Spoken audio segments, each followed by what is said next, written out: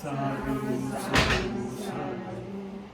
Most Venerable Yakena Vajrapala Mahathir, Abbot of North Carolina Buddhist Vihara, Venerable Bhikkhu Sangha, the 22 members of the Subhasingha family and the Perera family, and congregants and well-wishers of North Carolina Buddhist Vihara, some of whom are gathered here and some are on Zoom, so we are joined by them from elsewhere in the United States. First of all, I thank Most Venerable Abbot for asking me to share the Katina narrative with you. And at the same time, once again, I thank the Most Venerable Sangha for offering the Katina robe to me. And then I thank the members of the Subhasingha family and the Perera family for sponsoring this year's Katina robe. And then, so personally speaking, while I thank you, once again I wish that the offering of the karma that you accrue in today's Katina robe offering help you achieve your spiritual goals. That being said, let me begin the Katina narrative. Why I call it a narrative means there's an established discourse or narrative in Buddhism about the Katina.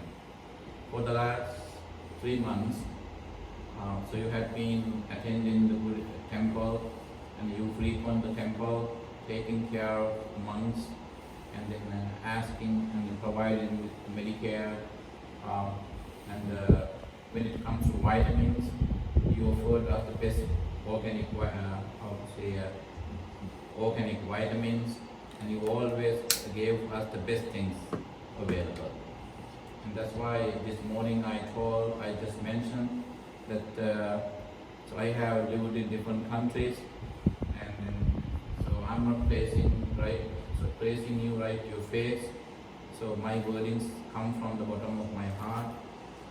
That I noticed that this year's Katina sponsors here at North Carolina Buddhist Vihara are Satthanusari Buddhists. Satthanusari means those whose spiritual behavior is sattva or devotion oriented.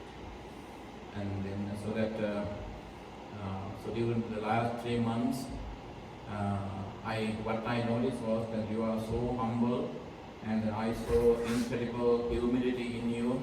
I saw incredible spiritual enthusiasm in you, and your humility and spiritual enthusiasm are such that every time you came to the temple, one of the first things that you would do is to clean the temple, starting from the toilet bowl, the toilet used by monks, and up to the Buddha altar, the Buddha statue. So humble, and so you did that in utter devotion, in absolute devotion in Buddha Dhamma and the Sangha. And you shouldn't have done that, but actually we never asked you to do that, and you proved your humility by your spiritual behavior. So, and you did, and then you provide, temple was, we didn't have enough space in our refrigerators on this level and in the basement for food. So that there was a flood of best food flowing into the temple. And everything was best food. I'm not praising you. I'm just telling you how devotional you are. That being said, let me begin this traditional narrative of Katina, on the significance of Katina. Some of you are familiar with the Pali or Sanskrit term Sattva or Sattva. S-A-T-T-V-A, Sattva, which is Sanskrit, or S-A-T-T-A, Satta, which is Pali. Sattva or Satta means living beings. I am a Sattva, so are you. We are human Sattvas, and there are animal and divine Sattvas as well. Fascinatingly, sattva literally means attachment. Our identity is attachment. Our identity is clinging. So without attachment, we have no survival. We can talk about our survival, our identity, our empirical existence without referring to the term sattva. So attachment is our make. So attachment is our brand. We were made of attachment. Our identity is attachment. And then, so that because of attachment, we continue to come back in different forms in what is called an indefinite cycle of birth, death and rebirth, which in Sanskrit, Pali or in modern English called samsara. Samsara is the cycle of birth. It's an indefinite cycle of birth, death and rebirth. We come back to samsara in different life forms. Probably you happen to be together for this Katinanisansa ceremony. It's not coincidental. It's not a coincidence. In your past samsara also you were together doing this sort of meritorious activities. And then one of the famous, I think one of the best known American psychotherapists, Brian Weiss, in his masterpiece called Many Masters, so that many teachers, many masters, in his book he says, even if there are billions of people in the world, it is always just a handful of them traveling together in a cycle. He's a Buddhist himself, and so it's one of the best books on psychotherapy. So this is not a coincidence, and probably because of your samsaric, good samsaric habit, you happen to come together in this life also to perform this meritorious state. Once again, going back to the word sattva or sattva, we are sattvas, meaning we are attachment. It's not that we have attachment, we got attachment, but that we ourselves are attachment. Without attachment, we have no survival. Because due to attachment is neither good nor bad, it's natural. When Buddha was asked whether attachment is good or bad, he simply said attachment is natural. Based on the purpose of based on how you use it, it becomes immoral, unethical, or illegal, or unlawful. And when it comes to using our attachment also, and as long as we don't violate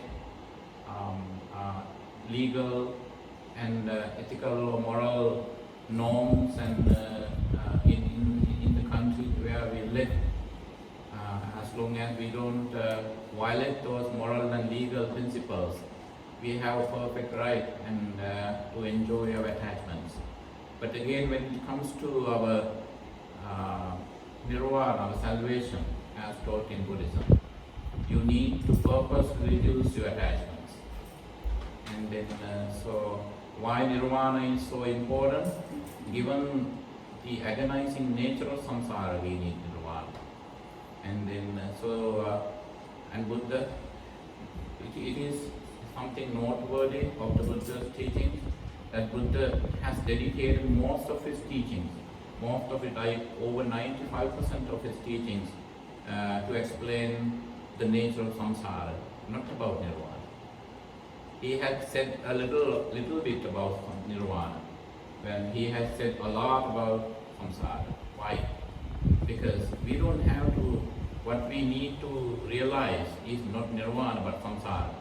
Those who know how to live their samsaric, deal with their samsaric existence properly, and then so that they can keep reducing their unnecessary attachments.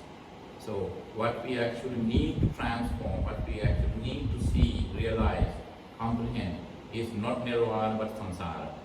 And we need to, and the gradual reduction of attachment, starting from the most unwanted attachment to the attachment that bother us, that block us. You can continue to reduce your attachment. It's a gradual process. And then from time to time, a special kind of sattva appears in the world to help us, the sattvas. And that special kind of sattvas, they are also called sattvas, but you don't call them sattvas.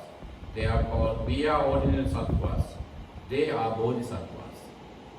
So bodhi means enlightenment, and they also have a kind of attachment, and that attachment is a selfless attachment.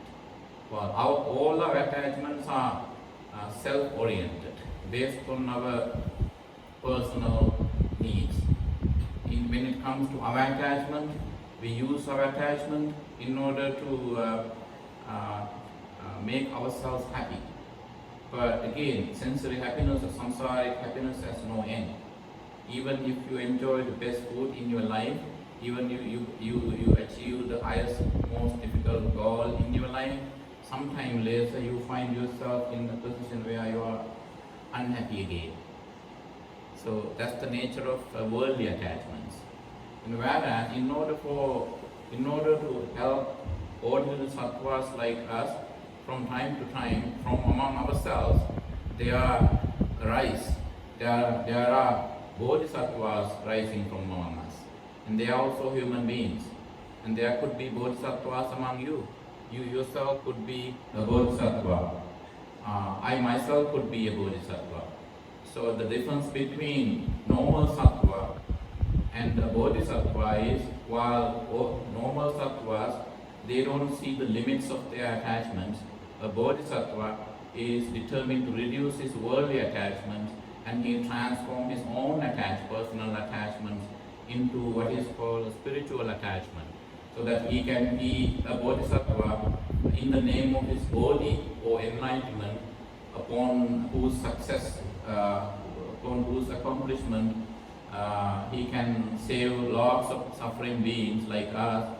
And then so he continues to, so whatever the good things the bodhisattva does, his goal is his bodhi or enlightenment. So that if there's a kind of attachment, kind of desire that is good, that is the attachment to bodhi. So the bodhisattva means one who is attached to bodhi. Whereas when it comes to me and you, ordinary people, we are attached to lots of worldly things. And then there are bodhisattvas in the world. There are bodhisattvas lining up to become fully enlightened. And when it comes to the human history, there are so many bodhisattvas who became Buddhas. And then, for the last 3 months, I had to repeat the same thing again and again. But today I'm going to kind of wrap up everything, so that's why pardon my repetitions. And there are some audience, some of you never happen to listen to some of the facts that we're going to discuss in this. So maybe some of you may remember that we did talk about different Buddhas. That Buddhahood or full enlightenment is so rare, so difficult, that it is just one in billions who aspires to become the Buddha. And then we are living the specific period of time during which ordinary sattvas have access to Dhamma is called Buddhantara in Pali, or the realm of Buddha in English. And then according to the history of the chronicle of Buddhas, Buddha Vamsa, the most recent Buddha who appeared in the world is Buddha Gautama, who is a historical figure who was born in India in the 6th century BCE. He is the most recent Buddha who appeared in the world. Before him, there are so many Buddhas who appeared. There are millions of Buddhas. And then going on, and then remember once not just once, maybe 2-3 times this I mentioned that whenever I talk about millions of Buddhas, and people always relate that to the age of the current earth, because the earth where the humanity does exist is simply 4.4 billion years old. And then, so when it comes to the history of modern earth, it remained covered with the water, and then it took millions of years for the civilization to appear on earth. it took millions of years for the humanity to appear on Earth. How could there be so many millions of Buddhas who appeared in Earth?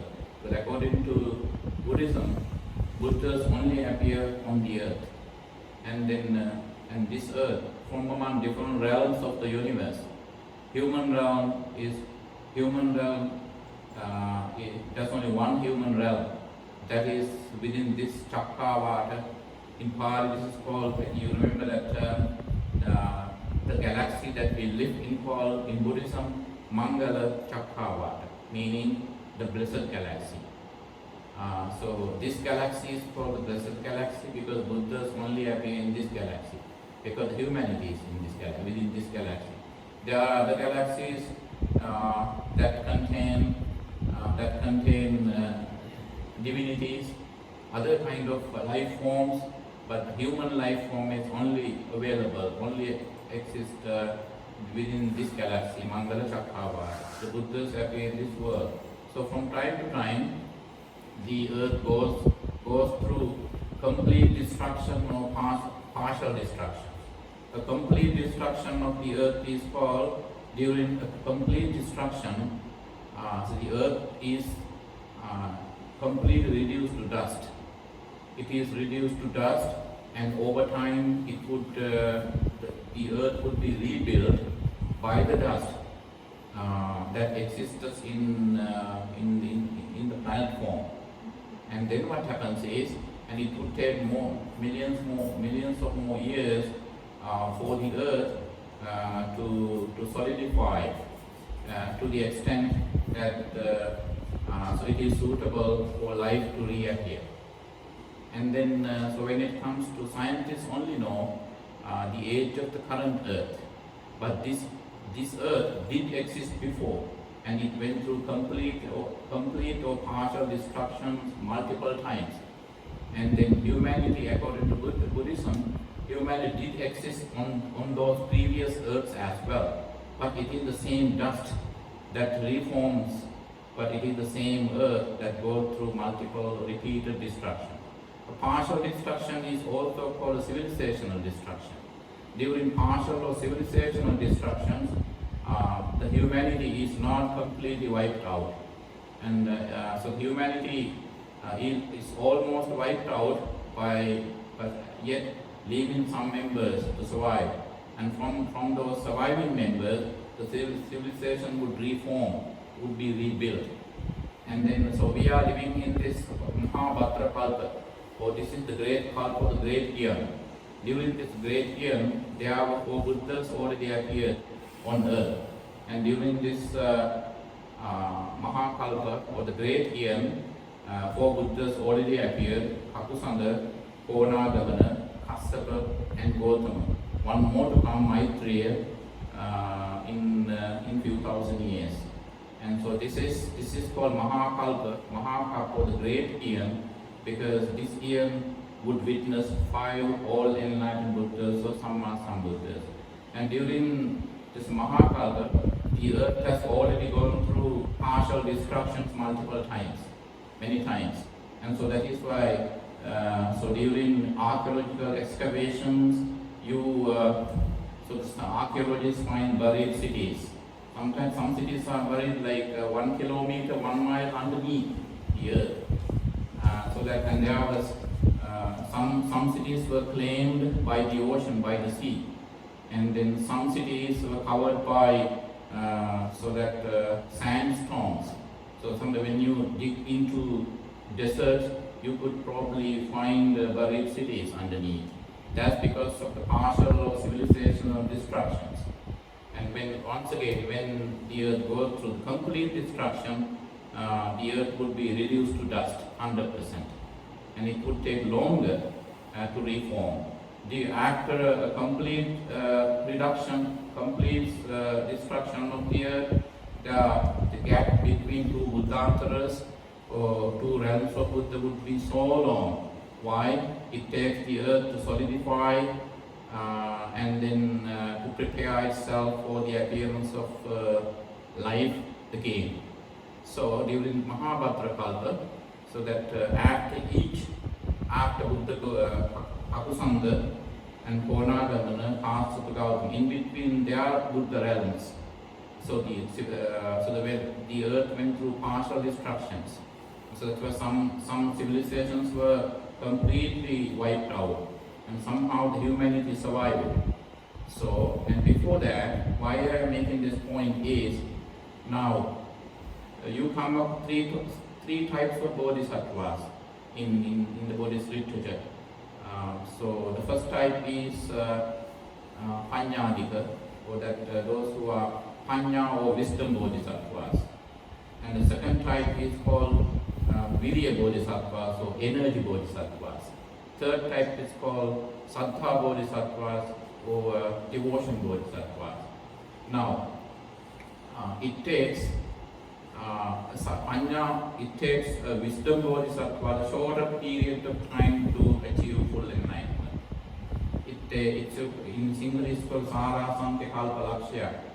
It means kalpa or kappa in Pali and Sanskrit, which is eon or eon in English, is an indefinite period of time. There's no consensus among scholars as to how long a kalpa is.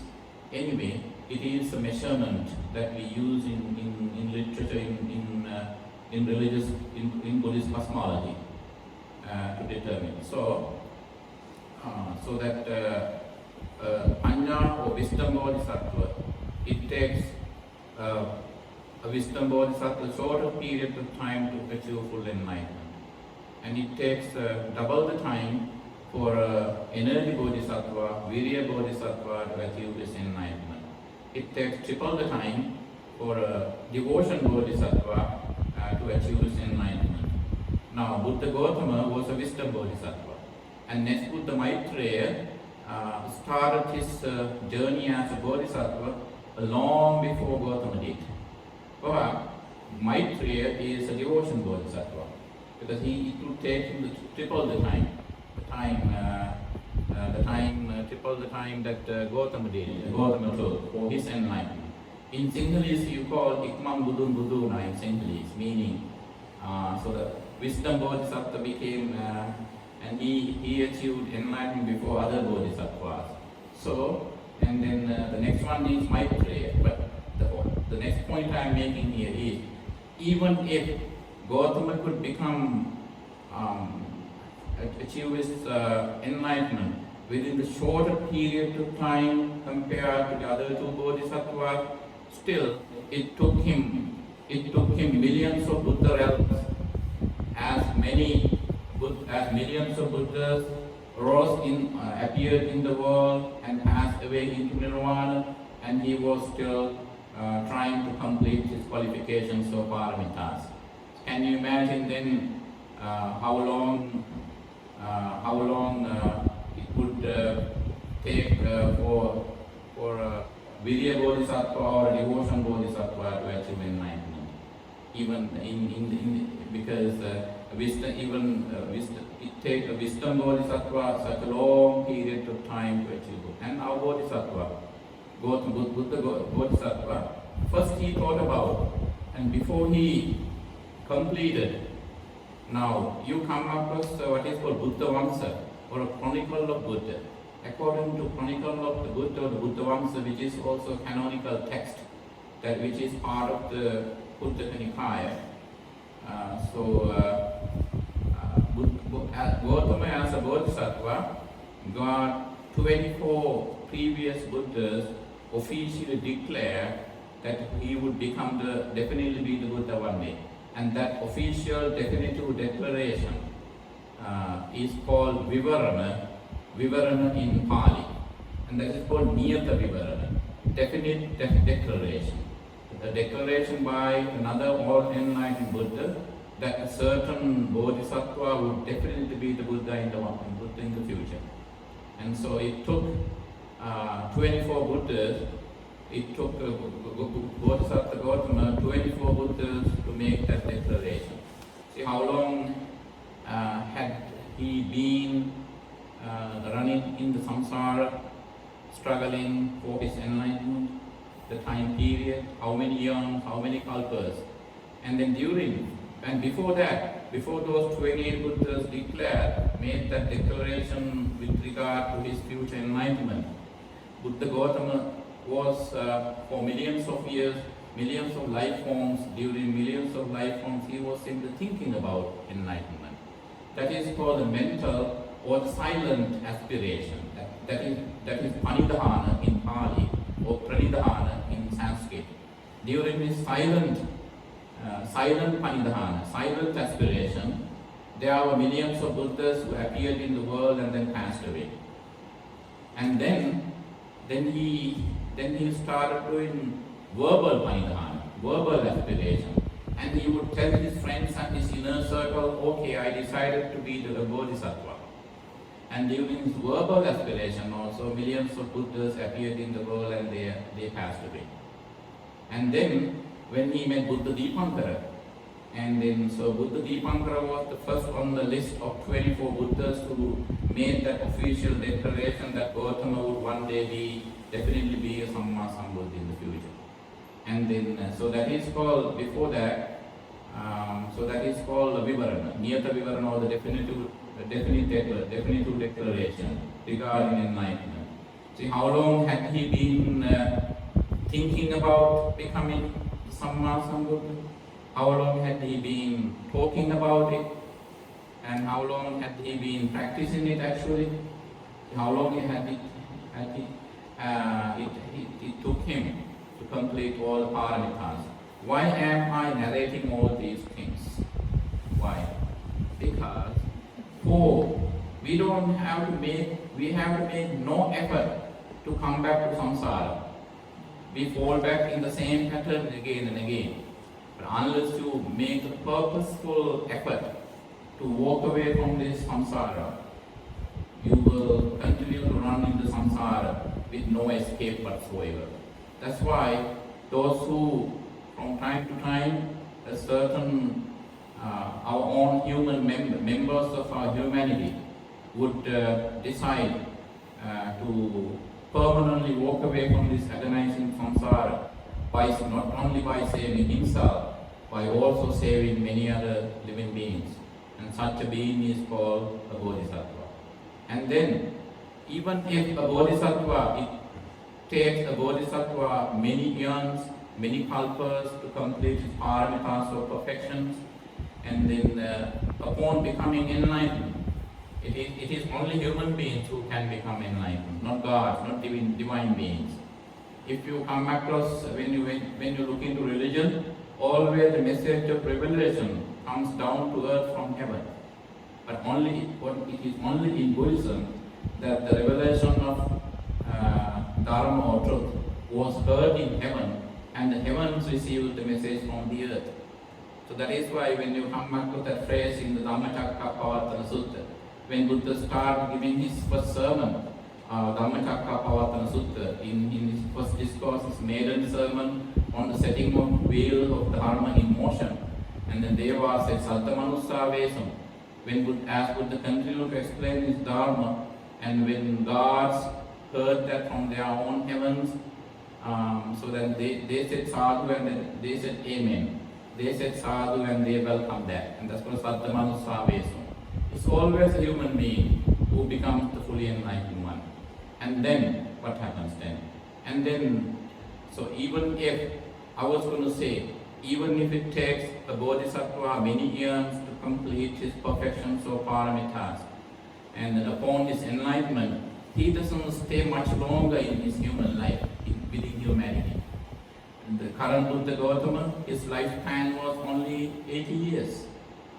And out of his total lifespan, he was the Buddha only for 45 years.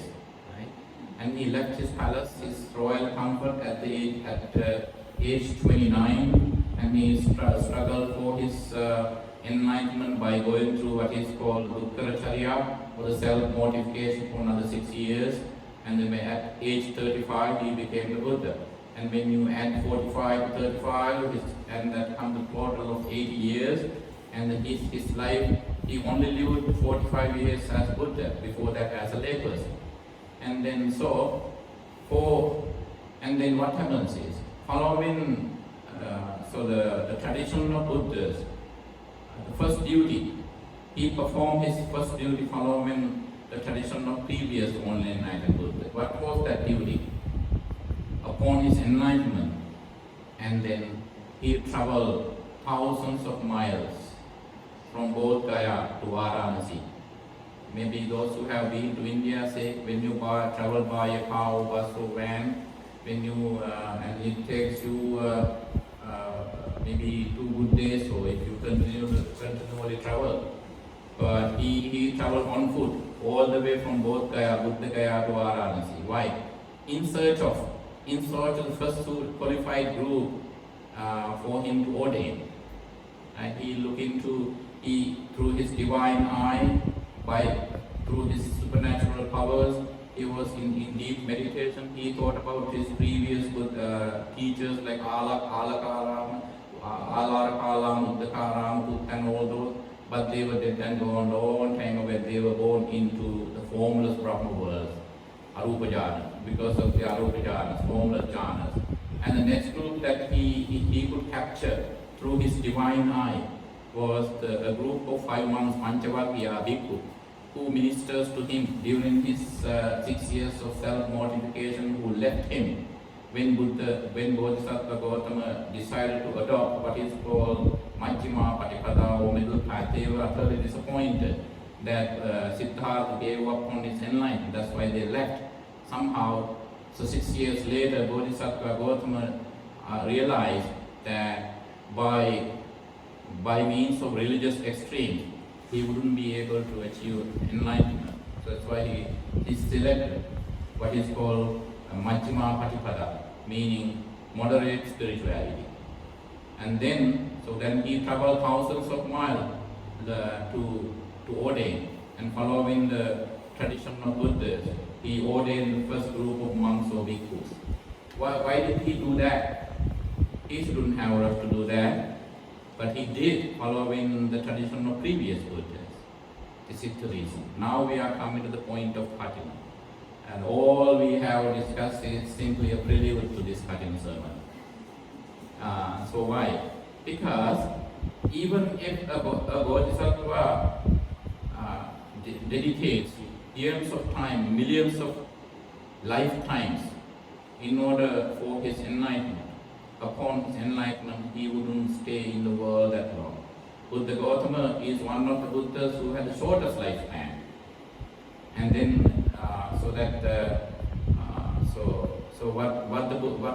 what some Buddhas do is they ordain what is called the third gem of the triple gem.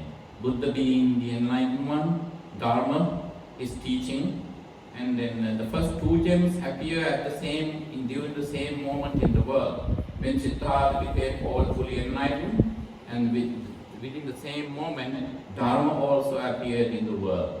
But Sangha doesn't appear by itself. Sangha has to be ordained. I am using that in the singular form. Sangha as a unit, as a group. Sangha has to be purposely ordained by the Buddha. Why? Because Buddha would not stay in the world that long. And it is the Sangha who keeps his Dharma going for many thousands of years to come, in order to benefit many other beings who in the future. So that is the duty of the Sangha. And this morning you listened to an insightful Dhamma discussion led by Venerable Deepankara here in the office room. Some of you attended that, and he explained the historical, geographical and climatic, cultural reasons behind the Buddha's recommendations that Buddhist monks observe, monastics observe, a mandatory 3 months daily retreat. But so what is the purpose of this Katina? Now what happens is, now Buddha appeared in the world and he ordained the Sangha. So the third gem of the Sangha also appeared in the world. Since Buddha was gone, since the Buddha's demise, it was the Sangha who had maintained his Dharma for the last 26 plus 100 years in the world. Sangha would continue to maintain and protect his Dharma for the next more 2400 plus years, because the lifespan of the realm of Buddha Gautama is 5000 years. After 5000 years, there will be a partial destruction of the earth, as well as civilizational destruction, and then not the entire humanity would be wiped out. There will be the lucky ones or the fortunate ones remaining, and then so that from them would grow the next humanity, and from that from among that humanity would rise the next Bodhisattva, Maitreya. That is, the earth goes through the period of Samvatta Kappa, so that regenerative period, Vivatta Kappa, degenerative period. And then now we are in between now. And then our humanity is now in the middle of starting to go through the moral and ethical degeneration. And we already noticed that. So that we are in between now. We are halfway through the 5,000 year law of Buddha. And then Buddha recommended Anujanam Bhikkhuve Vassane Vassang Upagantum. All monks I recommend, based on those cultural and reasons, during the Buddha's time, so that the Buddhist monks would still have travel during the rain time, and so that especially there was opposition from Jain followers, because they practice what is called ahimsa, extreme non-violence. According to Jainism, even trees and plants can have consciousness. Even trees and plants can come back to samsara. But Buddha rejected that idea anyway. Because of the Jain opposition from Jain followers, Buddha asked monks to stop travel during the rainy season, and instead they would contain themselves within monasteries so that they can work on their own spiritual growth. Now, and there's another doctrinal reason behind that recommendation, and that is to say, the moment it is mentioned in the sutras, in the Dhamma, in the texts, that when Buddha ordained the first Sangha, even divine beings said Amen, Sadhu, because they noticed that it is the duty of the Sangha to maintain, sustain the Sasana, to protect the Buddha's Dharma for many more human generations to come, so that they would benefit from the Buddha's teaching, even though the Buddha is gone, dead and gone for a long time.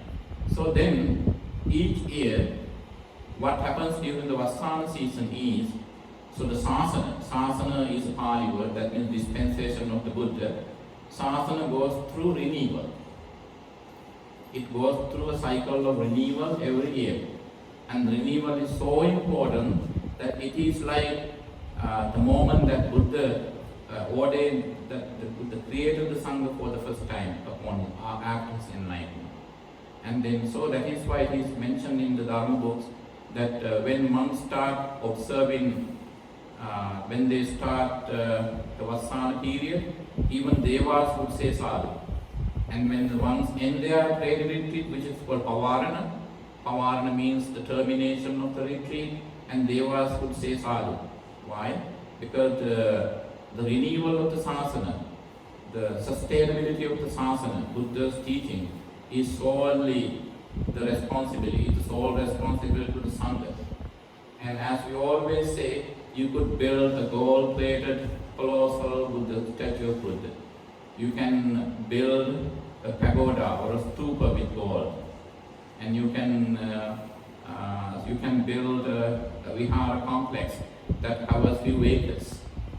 But still, as long as they are not occupied by monks, they are not functional temples, and they will remain a monument of Buddhism, just like an archaeological monument. A temple without a monk, without even a simple monk, single monk, is a religious monument. It's not a temple. Even if a monk lives in a cave in the jungle, and that is a temple.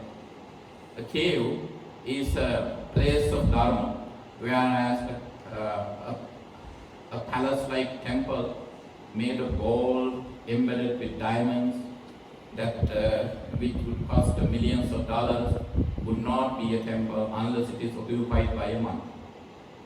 So it is not quantitative, it is qualitative. So that, and then what happens, the monks, why Katina is so important is because of the annual renewal of the Sasana by the Sangha created by the Buddha. And then during the 3 months period, monks do not, they minimize their social obligations. And they travel and they maintain their relationship, spiritual company with the lay people to a minimal level. And during the 3 months, that specific annual mandatory retreat, lay people frequent the temple instead. Monks stop going to families. Monks stop visiting families, and the families start visiting the monks. And during this time, that's why I was saying that, this year's Katina sponsors, and you were almost every day you were in the temple. That's why I said this morning and at the beginning also. And then so that you ask the monks to minimize their social obligations so that they can work on their own spiritual progress. When toward the end of the 3 month mandatory annual retreat, and then monks come out of their retreat, and then so that lay people celebrate it by accepting them, by offering them what is called Katina. And Katina, Kathina, Katina, literally means concrete, solid, hard, and it's called, so that it is called diamond hard.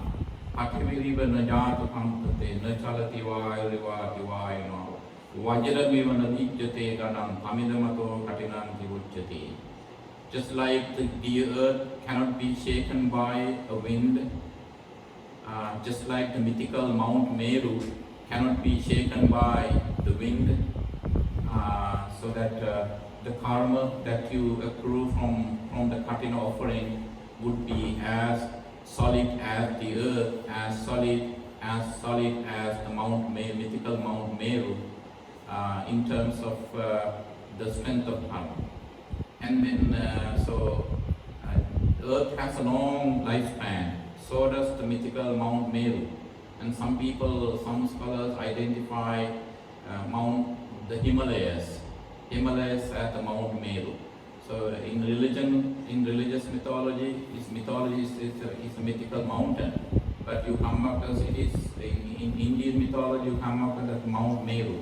Mount Meru is, that has a long life.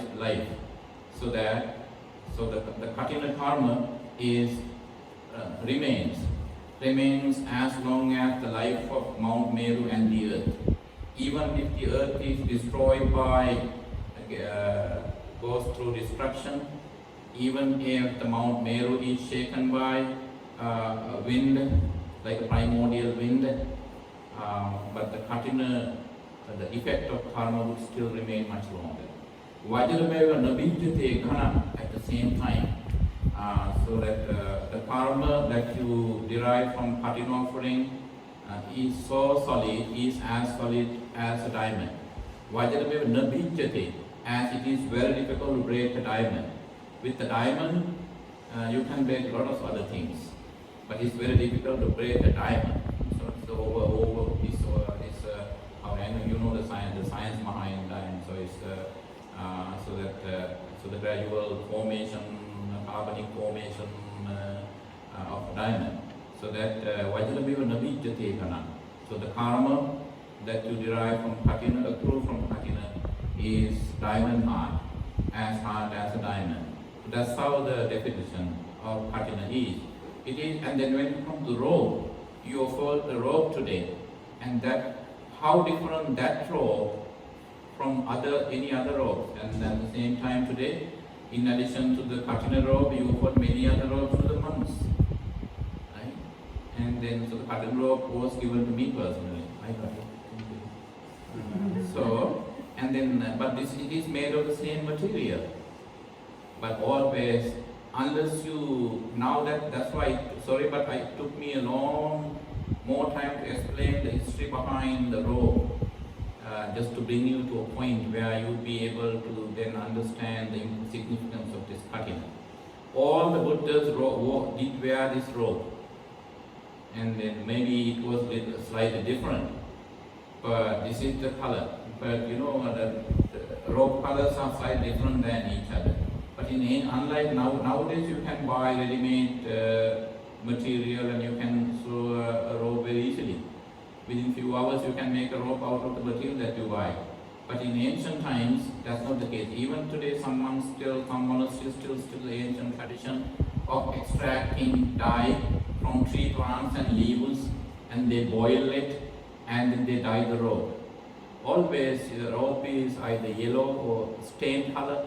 Actually, it is not yellow. It's called kasavata. Kasava means not yellow.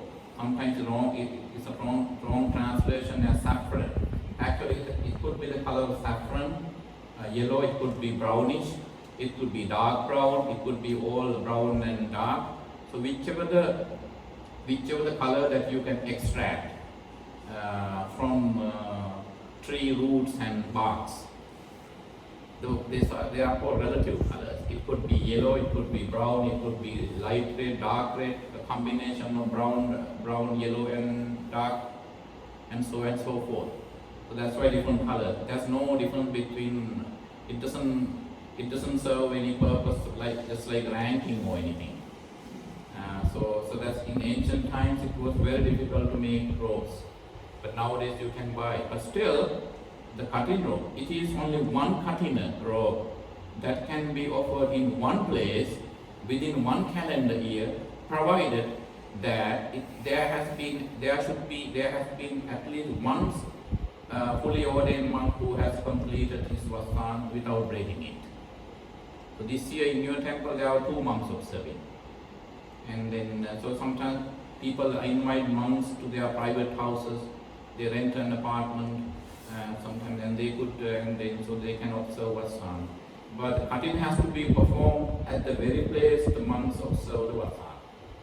So that you couldn't rent a community hall or a church building or somewhere else to do this cutting. No, it should be performed at the very place the monks were observing the vasana. Now, and this morning also you come across a list of 10 great meritorious deeds in Buddhism. So the Rasa Kusala Kamma. And Patana is the first one. And then this morning also you heard about the significance of Katina. Why Katina is the first on the list? It's because of the Sangha. Without the rope, there's no Sangha. In order to make the Sangha, there must be a rope. So this is called the rope. This is also called the garment of the enlightened ones. And this is also known as the banner of enlightened people. Banner of the Arahants. This is the robe. So that I cannot be a monk in layman's clothes. And in a way, maybe it's a little bit funny to mention that this is the garment in the world with the longest recorded history. Robe. So it has a recorded history of over around 2,600 years, 2,600 years. And that's the story of the robe. And then Katina. So now you are having a fair understanding of the significance of Katina offering. Now this is the robe worn by the Buddha, this is the robe worn by the Sangha, and then why it is so important is so that following the Buddha's recommendation, this calendar year too, the Sangha brightened the sasana. They renewed the sasana by going through the retreat, and so that it would be like that Buddha was just here and he just ordained the monks. It was like that. So that is given the importance of the renewal of sasana. So the offering of Katina robe remains the first and foremost meritorious deed in Buddhism. Now the last thing I'm going to say is the effects or the outcome of the Katina offering. Now, this morning also you heard about that during our past discussions. Also we did talk about that a little bit, more or less. That that there's only one biography of an enlightened monk who talks about the importance of Katina. That is the biography of Nagita Apadana. Apadana means biography. According to Nagita Apadana, or the biography of Arahant Nagita, by the way, Arahat is an English word, Arahat Nagita, means enlightened monk. So, and Buddha as powerful Arahants with higher psychic powers, to travel to a specific place in the Himalayas, Lake Anotatta. Lake Anotatta is believed to be untouched by humans. And then Lake Anotatta is believed to be, according to Indian religious beliefs, Lake Anotatta is a nature made, and it is considered to be something in between humanity and heaven, because it is the forest cover that protects the Lake Anotatta is unraped by human touch. And then so that Buddha as powerful Arahants to follow him, and through their psychic powers they would travel to Lake Anotatta, and they would sit at the lake front. And then that was a moment, and Buddha told the monks, "Oh bhikkhus, we are here for no particular purpose, but as those who have achieved enlightenment, and as we are relaxing here, do any one of you have to say anything about during this moment of relaxation?" And then there was perfect silence. All of a sudden, one of the youngest monks stood. He stood up and said, "Yes, Buddha, my Lord, I have to share a story. My past life, because when it comes to past lifetimes, most of teachings in Buddhism is based on teaching of samsara. In Buddhism, enlightenment is not something that you achieve overnight. And always Buddha's basic fundamental teaching, the Paticca or the teaching of interdependent origination, teaching of karma, teaching of the fourfold noble truth, teaching of cause and effect and all that, they are based on samsara. Because it is, so before ending up in this lifetime, and we have run through many different births and deaths, so that always we understand Buddha's teaching in the samsaric context. You cannot just understand Buddha's teaching within a context that is confined, that is limited to a particular lifetime like this. That's why in Buddhism, you always have to understand Buddha's teachings in terms of from a samsaric context. So now Venerable Nagita stood up, and he asked the Buddha and other Arahants for permission and said, "I have to share a very beautiful story of my past existence. Many kalpas, many years ago, I happened to meet the Buddha and the Sangha. And then I heard about this Katina. And then, so that as people were talking about the significance of Katina robe offering, I also wanted to offer a robe. So I managed to make a robe. And then I offered it to the Buddha and the Sangha.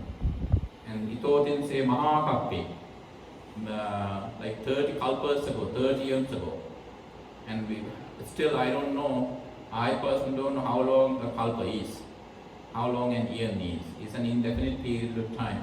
Anyway, it is used in Indian cosmology, in Indian numerology, in Indian mathematics. Kalpa is an indefinite period of time. There are differences of opinion as to how long a kalpa is anyway. So that, and he said, many kalpas ago, many years ago, I was a young man, and then I happened to witness people offering katinas and to Buddha and the Sangha. I was very curious. I also thought about that. Then I learned from people that it was very, very important. It would be a great immense contribution toward the sasana if I offered a robe, especially katina robe, when at least a single monk had completed his rainy retreat. So that, and given that time, there could be different socio-cultural reasons behind the Buddha's recommendation that the Sangha observed mandatory rain retreat during Buddha Gautama's. But previous Buddhas also recommended that period. Probably there are different socio-cultural reasons behind that. So it is not the first ever recommendation by Buddha Gautama. Previous Buddhas also had recommended that there are sanghas. There are sanghas observed at the regular retreat so as for them to renew the sadhana every calendar year. In the way that it would be like Buddha just appeared in the world and just ordained the first sangha. So then, and he said, since I offered the katina, and then when I offered the katina, as a result, but my purpose of offering the katina was not about worldly gains. My purpose was not about punya, but my purpose was about kusala. And in our Vasana discussion, we did talk about the difference between punya and kusala. Punya literally basically means spiritual motivation in your heart. Punya is something good that you do for a worldly purpose, either for a birthday or for a wedding anniversary or for come back in heavenly life, or to get reborn into divinity, or to come back to humanity, and so on and so forth, or to get a better husband or wife next life. And people keep different purposes. Whatever the purpose, they are worldly purposes. And then punya is good. Punya helps us. But the one difference between punya and kusala is that when it comes to Buddha made this statement, anumattena punyena atthomaiha navijjati. Even an iota of punya has no benefit to me. Anumattena punyena atthomaiha navijjati. Even an iota, even a modicum of punya would not help me. At the same time, made another statement, tathagato bhikkhave kusala samannagato. Buddhas need kusalas. He doesn't need punya. So that's the difference. Based on those two universal statements, you can see there's definitely there's a difference between kusala and punya. Now kusala, simply because Buddha wants you to guarantee for yourself that you don't fall into samsaric traps until you nirvana. You need to remain on the safe side of samsara. You need to do punya, because you are not supposed to fall. But that is for samsaric survival. But at the same time, if you really want to, but how long are you supposed to travel samsara? Wander, go through samsara? Indefinite. But when your samsaric journey is indefinite, there's no guarantee that you remain on the safe side of samsara forever. Perhaps you might fall into a trap, like like misery or apaya or niraya, and there will be, in case you are born into misery, that is called hell in Buddhism. Perhaps few Buddhas would appear in the world and they would pass away, and you are still in misery. And so you have to make sure that you either remain as a human being or as a divine being, so that as you remain on the safe side of samsara, when the Buddha appears in the world, so you can have easy access to his Dhamma. For that purpose, you need punya. But punya, you get punya anyway, but you need to transform the same punya into what is called kusala. That kusala at this point is paramitas. Paramitas are the 10 principles, 10 qualities that a bodhisattva practices in order for its enlightenment. Now, so what Arahant Nagata did was, and he says according to in his own wordings, since I offered a cutting rod, and after that I would come back to humanity. I came back to humanity multiple times. I was reborn into divinity multiple times. When I was a god, my radiance was much higher than that of others. I was Maheshakya, meaning I was higher devata. When I was born into humanity, I was the king or universal monarch. I had the highest respect from the society. Among gods, I was respected by other gods. Among humans, I was respected by other humans. And then I would, at times, in certain lifetimes, I was Sakra, the God king, king of the first two heavens, Chatu Maharajika and Pavatinsa. And when I was back in humanity, I was the Chakravarti Raja, or the universal monarch. According to Punya, the highest position that Punya gives you is the position of Chakravarti Raja, the universal monarch. Fascinatingly, the highest spiritual position and the highest worldly position in the universe can only be acquired by human beings. So that Chakravarti Raja, the universal monarch, is higher than even God himself. And then when the last point I am going to make is, why you are not supposed to wish worldly things as part of your cutting aspiration. You get them anyway. But unless you wish, you wouldn't achieve your nirvana. Nirvana, the goal of nirvana has to be purposely determined. And punya comes after you anyway. Just like your shadow follows you. Chaya vanapani. But unless you purposely make a wish to achieve enlightenment, you wouldn't get it. So that whenever Nagita was now telling Buddha and the other Arahants, I was not interested in being a God King Chakra. I was not interested in Chakravarti Raja or the position universal monarch. Those positions came to me. I never went after those positions. Those positions followed me. I didn't follow those positions. But I did follow one thing. I did follow one thing. That is my goal of enlightenment. So that the Chakravarti, even the highest universal worldly position like God King Chakra or the person Chakravarti Raja, you will automatically get them. So that is why, remember, during this naming ceremony, Brahmins told, some Brahmins said that if Siddhartha remained a lay person, he would be the king or the universal monarch, Chakravarti Raja. And if he become a monk, he would acquire the highest spiritual position in the universe. That is the Buddhahood, Samma Sambuddhahood. So in all enlightenment. So but he was not interested in remaining a lay person. So that he would have easily, with no effort whatsoever, he should have become the Chakravarti Raja or the universal monarch. But he was not interested in that. His purpose was different. And so that is the whole point here is never to wish that you come back to humanity, or never to wish that you go to heaven afterwards. Why? You get them anyway. You get them anyway. Don't wish. And wishful thinking is a killer.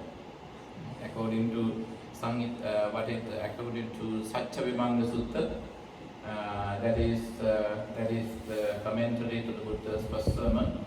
And in this Satchavimanga Sutta was given by Venerable Sariputta and approved by Buddha himself. And there says, I wish that I may never die. I wish that I never age. I wish that I never happen to be the company of people that I hate. I wish that I never lose the good company of good people that I love. I wish that I never go through death. I never wish that I become poor. I never wish that I go through suffering. Don't do that. Wishful thinking kills you. Right? Don't wish things, worldly things. Worldly things come to you anyway. That's one lesson. That's the lesson that you learn from the biography of Arahant Nagita. And that's the lesson that you learn from the Satchavimanga Sutta, the discourse on the analysis of truth. So what you have to wish is, you have to remind yourself your Bhumi or your God, spiritual God. Bhumi, you can call it Bodhi or Bhumi. Bodhi means enlightenment. There are three Bhumis, three Bodhis upon which you can achieve enlightenment. You can choose Samma Sambuddha Bhumi, the ground of full and complete all enlightenment. And then, in order for you to be a Samma Sambuddha, you seek no support from any other person. You have to strive all by yourself. it takes you the longest time to become the fully enlightened Buddha. And you not only save yourself, you will also save many other beings. And it requires dedication, sacrifice in the true sense of the word. And then also, if not, you can choose to become a Pacceka Buddha. Pacceka literally means one-way Buddhas. They are as enlightened as some Buddhas, but they are not in a position to enlighten others as to the nature of samsara and the significance of nirvana. And hence, Pacceka Buddhas. The only way they can help the world is they don't appear in the realm of Buddha Gautama. All enlightened Buddhas. They only appear in the absence of an all enlightened Buddha. Meaning, they don't appear in the world during the realm of an all enlightened Buddha. And they appear during the dark periods. Dark periods means the period of ignorance. And they are called in between. There are dark periods in between two Buddha realms. During which people are hardly able to see good from bad. People would hardly know what spirituality is. People would hardly know the importance of morality or ethics. And they are called the dark periods. And Pacceka Buddhas appear in dark periods. The only way they can help is they are not in a position to enlighten others, but they can help people make merit by receiving food from them, at times performing some miracles, and at times telling the people that they are also kind of Buddhas. And you can choose to be one of them if you want. But most spiritual people wish to become, to achieve enlightenment through the third ground.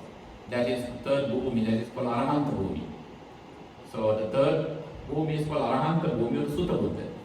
Sutta is listening. Buddha, so you become, Arahants are called Buddhas by listening. Buddhas by listening to an only enlightened Buddha.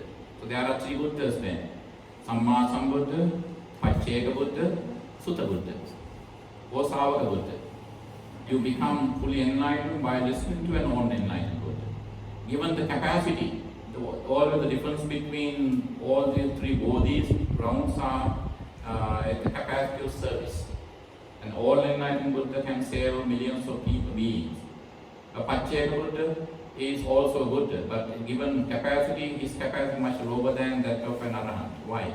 An Arahant receives training from an all enlightened Buddha. So that even though Arahant is much lower than Pacceka Buddha, in terms of service capacity, he is much higher than Pacceka Buddha. Pacceka Buddhas are also called silent Buddhas. That's how Pacceka Buddha translates as silent Buddhas. They don't preach, they don't teach. They simply hint at being enlightened one so as for the lay people to make offerings to them. So you can choose one of those two. Especially those who perform patina must have chosen one of the bhumis already.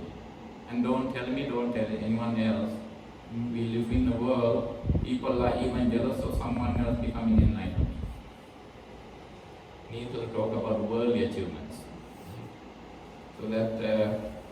So that take a moment, close your eyes, remind yourself what sort of bhumi you have chosen. In silence. Don't tell me, don't tell anyone else. And open your eyes and then tell yourself like this. Punya will bring me worldly comfort in abundance. But nirvana doesn't come to me that easily. I have to go for that. I have chosen my bhumi. So even if I'm not interested in the position of God, King, Chakra, heavenly positions, or the position of Chakravarti, Raja, Universal Monarch. I will get those worldly comfort positions anyway. One more thing to say before I conclude. When you wish worldly things, what happens to you immediately? You become anxious. Anxiety. You don't know whether you will get the job or not. You don't know whether you will marry a partner that you want to marry. You don't know whether you will get a job promotion or not. Because anxiety, so the anxiety always remains closer to punya. Anxiety remains closer to worldly aspirations. There is zero anxiety regarding transcendental goals like nirvana. Why? Body, attachment to body, hence bodhisattva. Attachment to body is only possible when you give up on all worldly attachments. By letting go of attachments, you achieve your body. So if there is a kind of desire or attachment that is good in the world, that is the desire to end desires. That is the attachment to end attachments. So you give up on attachment. That's called nekkhamma, letting go. And that's what there's this Buddhist saying also. When you are too much anxious about your worldly goals, you don't even make little progress. Whereas when you let go of your aspiration, what happens? And your mind, thereby you free your mind. You empty your mind of negativities. When your mind is free, good karma begins to return. Good karma returns. When you are anxious, when you are emotionally, when your mind goes through emotional outbursts, when you are emotionally negative, even the good karma doesn't come to you. It comes very late. It may never come. It may never return. But when you are anxious, bad karma returns prematurely. That's another thing. So that's why, because in Buddhism we don't believe in fate. Buddhism is not fatalism, daivavada. Buddhism, and then we don't believe in karma just like Hindus and Jains do. So that everything is karmic according to Jainism, according to fatalistic religions. Buddhism is not a fatalism, not everything is karmic. You can change your own karma. Chetanaham bhikkhave karmam vadami. Or because I call volition karma. Volition is karma, intention is karma. Unless volition is involved, unless intention is involved, there's no karma being made. So, by planting new intentions, you can generate new karmas. So that is why sometimes some people believe in astrology. Some people believe in evil planetary influence, Apollo. And we come across all kinds of negative energy. Negative earthly energy, negative planetary energy, negative social energy, negative karmic energy from within. We are always surrounded by, we live in the matrix of negative energies. From above, from the zenith comes planetary energy. From the nadir or from the earth comes earthly energy, negative energy. Horizontally, from the society from the societal level comes, from the society comes evil eye, evil mouth, jealousy, ill will and all that. That's called negative social energy, heat.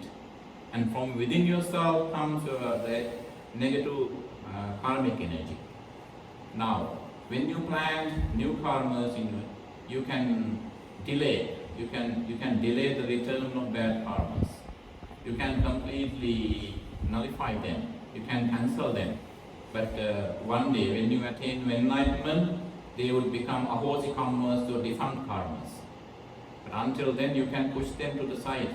By planting new karmas, you can make the new karma return to you sooner.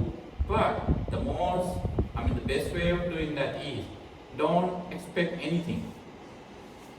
Don't expect when you do good things, even when you offer a big help to someone, don't even expect a thank you from them. Why? When you do expect thanks from others and they fail to do so, you get angry. You get anxious. How many times have you told yourself and your colleagues, your inner circle, that so and so is so ungrateful that he easily forgot my help? There was a time that I also thought about it when I was very young. with the wrong word. When I was young, that's the way I should have said. Is there a difference between when I was young, when I was very young? See my worldly nature?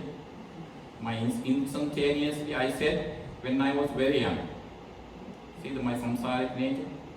According to Dharma, I should have said, when I was young. Something extra. Confession. And then don't expect anything in return. When I offer help to people, and then when they thank me, at times I don't say welcome. And some people get angry, oh, this monk is so egoistic that he doesn't welcome our thanks. Then I clarify, no, that's not the case. That's not the case. But again, then recently, mostly I started welcoming their thanks. Otherwise, I would convey a wrong message. But in my heart, I don't appreciate that thanks. Verbally, I appreciate, but I don't think about those thanks. So in my heart, why? Because I'm not supposed to expect anything. If I do expect, and people don't thank me enough, or people don't thank me at all, then what happens is, then I will be sad. And that, in the name of Pinkama, good things I should have done Bunkama. So that's why, that's in Sinhalese. That's a saying, that's because it's a rhyme that you think about the way you say that word. Pinkama, Gongkama. Ping means punya. Gong literally means bull or ox. Because ox is a good one, it has a symbol of wisdom in Indian religion. But in Sinhalese culture, local culture, it has a different meaning, that's why. Meaning you are stupid. By spending lots of money on something good, and then you become stupid. Meaning, don't expect thanks. I mean, this is the nature that we do expect. But try your best not to expect anything in return, not even a thank you from others. And let go of that. And simply say, I did help because someone wanted my help. And I'm so happy to see that person on the receiving end of my help now smiling. And then you are happy too. But at the same time, in case you go to an extent at which you say, okay, he didn't smile enough, they didn't smile enough, they didn't laugh enough, they didn't thank me enough, at that point you have spent money to enhance your stability. Not your paramitas or kusalas. That's what that concomitant means. So sometimes certain idioms cannot be easily translated into a different language. There are certain English idioms that are very difficult to translate into Sinhalese because they are part and parcel of our way of thinking. So anyway, now that you know what bhumi you have determined, now what bhumi you have aspires to achieve enlightenment through, and don't expect anything, and then punya will follow you anyway, and only think about enlightenment. And by letting go of things, when you start letting go of nekkhamma, actually you become much healthy. Because you are not letting your mind, you are not leaving space for anxiety, unnecessary expectations, attachment in your mind. Because you don't think about it. When your mind is free, then what happens? Good karma begins to return. Because your mind is pure. And then, so when you are mentally down, when you are emotionally down, even, as I said the last time, even the effect of a needle pain could be as big as a volcanic eruption or a tornado. It rips you off. A tornado picks up anything on its way. So that when you are emotionally down, needle pain could be like could have the effect of a volcanic eruption or a tornado on you. Whereas when you are emotionally much stronger, without expecting things, but please don't get me wrong, setting higher goals and achieving things is different than expecting. You need to set higher goals. Even in sports spirit, you need to set higher goals. But when you fail to achieve those goals, don't be down. Try again. Whereas when you are emotionally stronger, and the latest term that American psychologists and psychotherapists use, the mental toughness. It's a new term. It's a new addition to the vocabulary psychology. Mental toughness. Meaning, when you are mentally tough, meaning you are emotionally stronger, even the effect of a tornado or a volcanic eruption would be as little as a needle, pain caused by a needle. So it's all, mind is foreign, everything is foreign by the mind. Now from today onwards, think about the Katina. And as Venerable Deepankar and Venerable Vajrapala Mahathir and other Sangha members mentioned this morning and yesterday also, so the Katina offering is the last step of this series of activities, meritorious activities. And the moment you thought about offering a Katina, you started your Chitta Viti, so chains of thought, chains of spiritual thoughts. So you had been acquiring Katina karma all throughout. Offering of the rope is simply the ending, marks the end of the series toward Chitta Viti. And today onwards, whenever you do something good, it could be during feeding, bird feeding, maybe you are giving helping hand, probably when you smile with your next door neighbor by making their day, probably your punya, your good action could be as little as smile that you offer. It could be as little as asking how someone is doing. It could so that still whenever you do something good, and don't expect thanks, simply say, I made someone happy. It's like if I were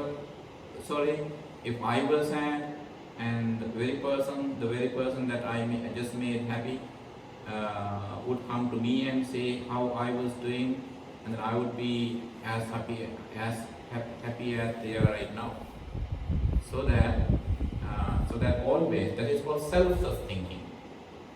Be selfless, be as selfless as possible. Help others, but don't expect even a thank you.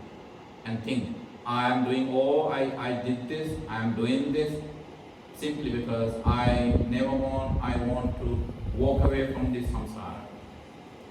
And as long as you are samsara, punya will be right there, helping you, saving you. But if you don't expect nirvana, and you only think about worldly possessions, you may or may not get. Why? Anxiety kills you. So that's all about the Katina today. Now you know the importance of Katina offering now. It's the sasana. It's no ordinary offering. And then the Katina robe marks, confirms your contribution toward renewing the sasana, toward the renewal of the sasana once again for this calendar year. And that renewal is welcomed even by devas by saying Amen, Sadhu. And that's what is mentioned in the Dhamma books. So as I said, so when the monks start Vasana, and then when the monks terminate, when they end the retreat, Avarana, and when the lay people of Katina Chiva, Katina, and all, every time do that, and then it's not only visible human being, there are other invisible beings also who welcome, who appreciate that. And then that being said, I, on behalf of Most Venerable Yatin Vajrapala Mahathera, Abbot of North Carolina Buddhist Vihara, and my own behalf, as another monk who had observed Vassana here. So personally speaking, I had decided to go to Sri Lanka for good, and this coronavirus pandemic blocked me. Right? So then I postponed my moving to Sri Lanka for good. Somehow then I was just thinking about, also I happened to call Venerable Vajrapala Mahathera and said, oh, please come over here. I think some of the people also. Then I had decided to go to Missouri as well before that. Then I had to choose between Missouri and North Carolina. I said, no, I should go to North Carolina. And then also, I am grateful to you as well. And then when I arrived here in May, few weeks later, I felt sick also, because that's when I knew that my sugar was high. I got a doctor here, Dr. Tusita. And then also the congregants of the temple and Venerable Vajrapala there, you have taken best care of me. And then so I recovered. I have recovered a lot. So I feel like almost recovered now. And then when you heard about that, you brought me the best vitamins, organic ones, and with not synthetic ones. And you always would bring soap, food, different kind of everything, whatever the thing that monks wanted, you would bring them. And that's how you took care of the monks. And we are personally grateful to you for taking care of the monks. Right? And then so that when you take care of monks, by taking care of monks, and then you take care of the sasana. When the monks remain healthier and he would live longer, as a result, he would sacrifice longer to sustain the Buddha's teaching. Thereby, directly or indirectly, you are contributing towards the sustainability of sasana. Thereby, you abide by the Buddha's teaching that and he says, Aparuta tesam amatasya dvara yesotavantu samudachananti. He made that universal declaration soon after his enlightenment in the Mahabharata. Aparuta tesam amatasya dvara.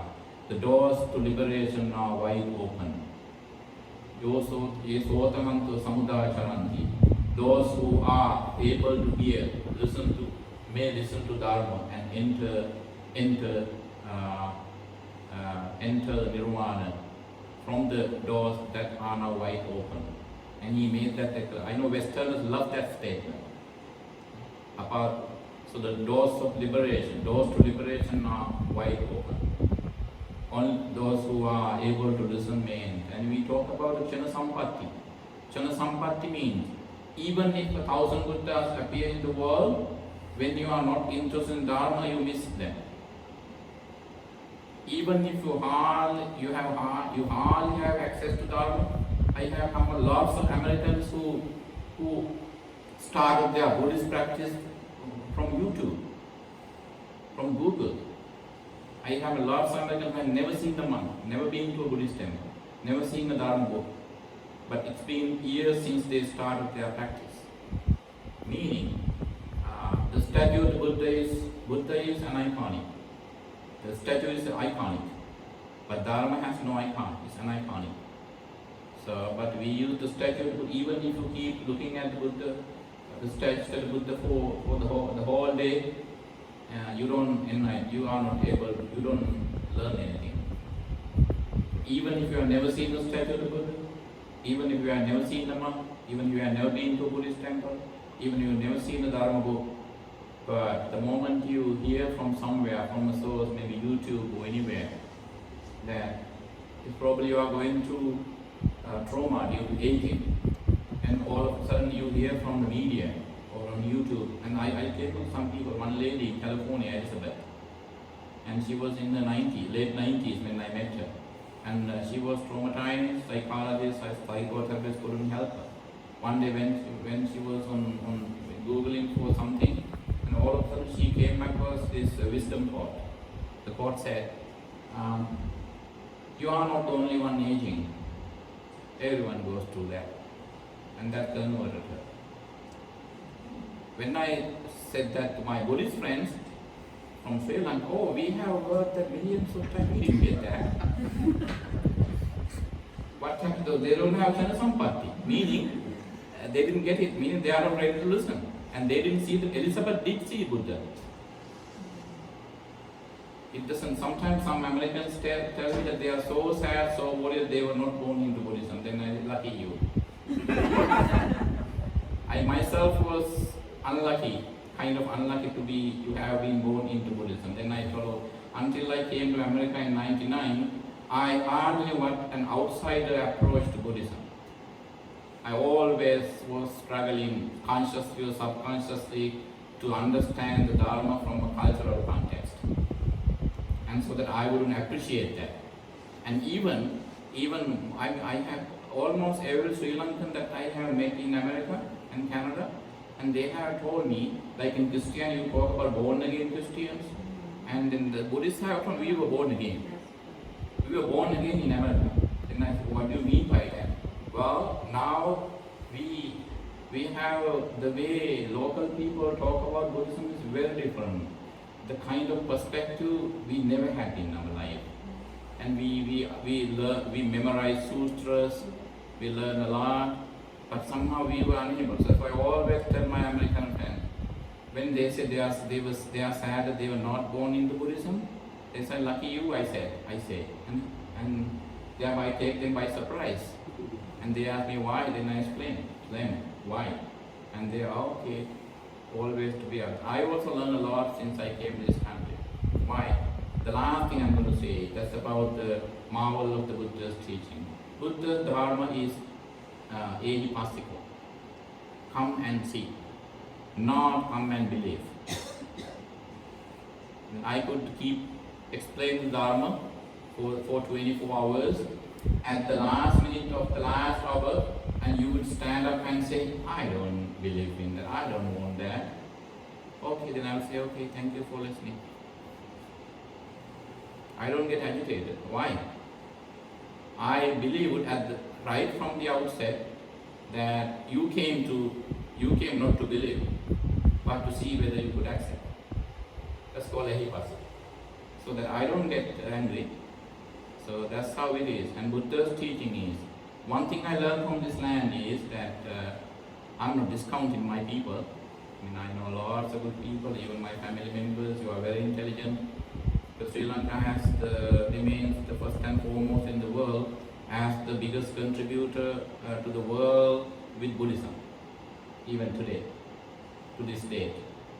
So people say that the true message of Buddhism Dharma comes from Sri Lanka. Wherever I go, people say that. But what I'm going to say is, as long as your inquiry into Dharma is theory-based, you don't learn it. When your inquiry is problem-based, you learn it. That's how people learn. Buddha was now going on arms round. All of a sudden, a woman traumatized by the by the demise, sudden death of her son or husband, or someone who lost everything to thieves or highway robbers, or someone whose loved ones were massacred, and then who is now seeing this enlightened person walking in silence and at ease. So that then he would approach the Buddha and say that, sir, my wife left yesterday. My son died this morning, and I lost everything to robbers, burglars. I am penniless now, please help me. So, and Buddha would take a moment and say something. That's called problem-based learning. Always, whenever you learn the Dharma, tell yourself how far you need Dharma. See the Dharma in the eyes of the problems that you are going through. So when you look at the Dharma, because of theoretical interest, and actually you don't learn it. You can make lists, you can memorize, but it doesn't, Dharma doesn't speak to you. Dharma speaks to you when you look at Dharma through your problems. Why? Now, when you look at Dharma through your problems, now you are sharing your problem with the Dharma. Now, then the Dharma begins to start talking to you. That's how Dharma remains a living force. And recently, one American monk told me, Dharma is not the thousands of books sit in the library. Dharma is that when someone is going through some problems, and then they convince themselves that they are not the only one suffering. Probably he is in a better position, and then so that they achieve some relief right away, and thereby they have not only benefited from the Dharma, they have injected, they have given Dharma more life. So when you think Dharma becomes living force. Thank you very much. For the last 3 months, you have made lots of kusala by taking care of the monks, as Venerable Vajrapala Mahathera mentioned. During the Vassana season, you replace the entire temple roof, and also group of people purchase a new land adjacent to the temple, and there are going to be kutis, meditation kutis appearing very soon.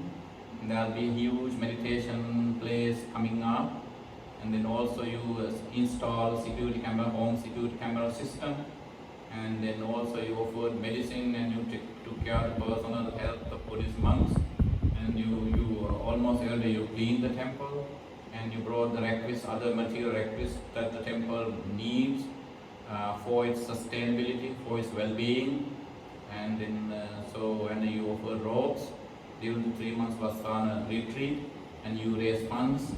You did things in abundance, and as a result you have made kusala in abundance, paramitas in abundance, and then today you offer the Katina.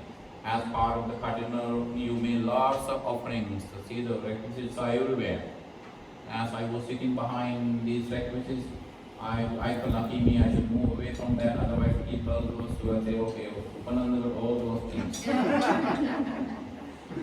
So, I appreciate, that's the way I appreciate it, in a funny way. So, may all the, I'm not going to say punya, I'm going to say kusala. May all the kusala, paramitas that you accrue from today's offerings help you remain safe in samsara until you achieve your spiritual goal of nirvana either by Samma Sambuddha Bhumi, or by Pacceka Buddha Bhumi, or by Sutta Buddha Bhumi, or Arahanta Bhumi. And say sadhu 3 times and remind yourself your spiritual goal.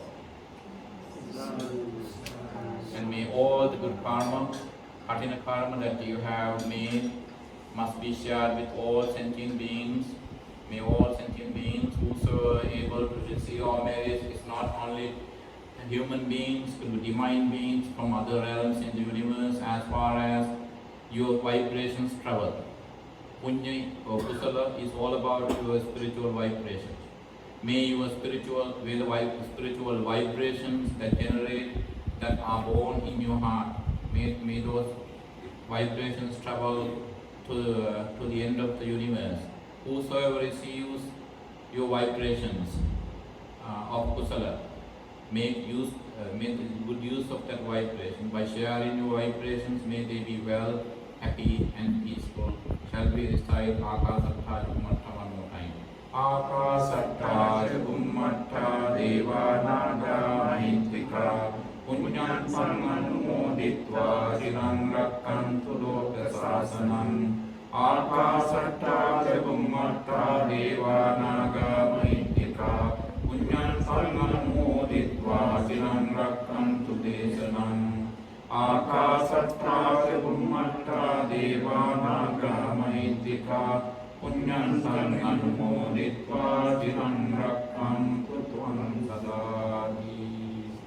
If your loved ones were here, they would have been as happy as you are. Probably there could be some samsaric relatives lining up to share your merits, according to probably your past life relatives who know probably they are around here with you with birth. May all your samsaric relatives as well as the relatives who passed away in your name during this lifetime, could be your grandparents, great-grandparents, your friends, loved ones, and especially all those people who perished who lost their lives to the coronavirus pandemic. You don't have to know them personally. Receive our spiritual vibrations by the power of the punya that we share, by the power of the kusala that we share with them. May they encounter no pain, no agony, no suffering ever again throughout their samsaric existence. May they also achieve the highest eternal salvation of nirvana. Shall we recite? Idam me jnatinam hotu sukita hontu jnatayo. Idam me jnatinam hotu sukita hontu jnatayo. Idam me jnatinam hotu sukita hontu jnatayo. And once again you wish Nibbana Pachayo Hotu. May I achieve my nirvana. Say sadhu, sadhu, sadhu. Abhivadana Sirissa Nityam Vaddha Pachayino Tattaro Dhamma Vaddanti Ayuvarno Sukham Balam Ayurarogya Sampatti Saddha Sampatti Mevacha Ato Nibbana Sampatti Divinate Samicchatu. Thank you, Saranai, God bless you. Sorry if I took too long.